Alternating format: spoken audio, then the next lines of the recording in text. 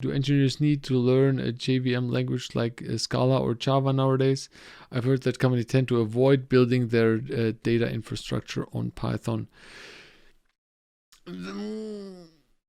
I wouldn't say that.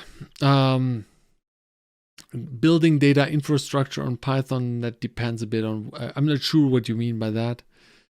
When every time you hear about Scala nowadays, Scala is Scala in that realm. Data engineering Scala equals Spark, because people are working with Spark a lot, and maybe they have some older maybe they have an older Spark version where the Python libraries or the Python APIs are not that good, or they have some legacy stuff they built in Scala, or they just want to stay with Scala.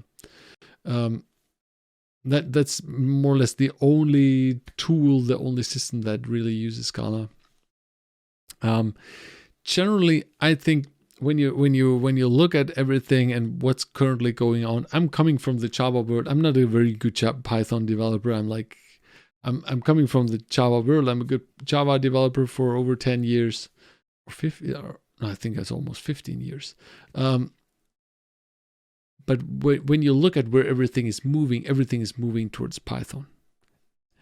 All the tools have really, really great Python interfaces, Python libraries, how you can manipulate data or process data in Python with some libraries like pandas or others. It's amazing. So people build more or work more with Python. The actual infrastructure, the actual tools, they're sold, I think, maybe not that often built with Python, but like that's how I would say the industry is headed. The industry is headed towards Python everywhere. Yeah, look at that.